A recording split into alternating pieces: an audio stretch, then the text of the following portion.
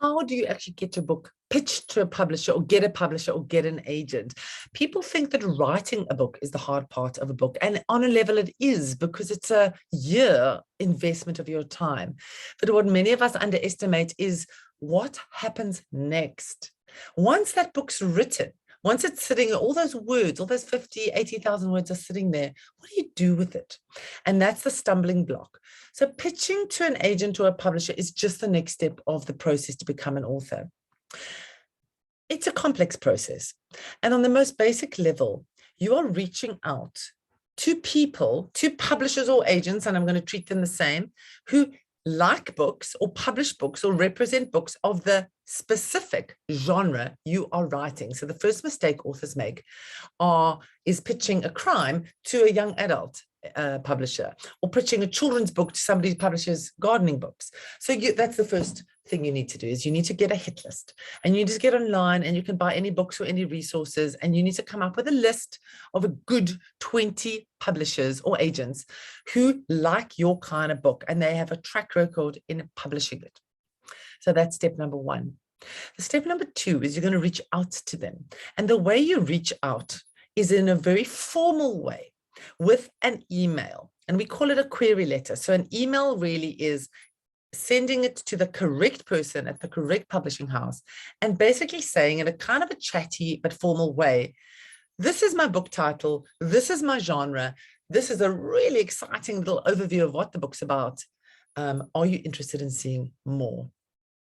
Often to that email, you are going to attach your actual book proposal. So that would be a bigger document. It's not your book. It's not your book.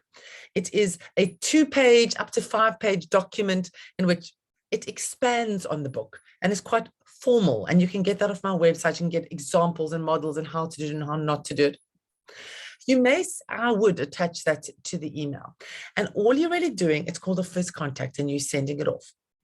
You need to know that publishers and agents are in the business of receiving and processing these documents. So what you're doing is not weird and crazy. That's how the business works.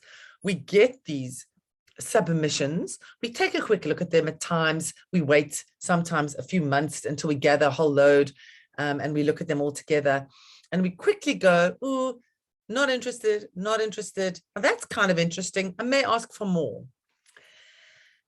That's why as an author, you need to keep sending your book out there. You need to send to lots of publishers and agents. It's not, an exclusive dating. Often say it's like Tinder. It's not, you're not dating anybody until you're dating somebody. And at that time you're right-clicking everybody. So please right-click all the publishers who publish in your genre, like your books, and you're going to keep sending. I'll make another video about what can happen when they've received your book. What are the next steps that you need to go? But just to remind you that the first step is writing the book. Quite frankly, it's getting a good book there. The second step is writing a really good proposal/query letter, because that's all they're going to see. They're not going to see your book initially.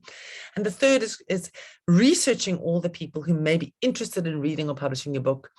And the fourth thing is having the courage to send off those emails, those query letters. It can be an online website where you submit. It doesn't matter which way you do it, but it's getting your information to the right people and saying to them, are you interested in seeing more?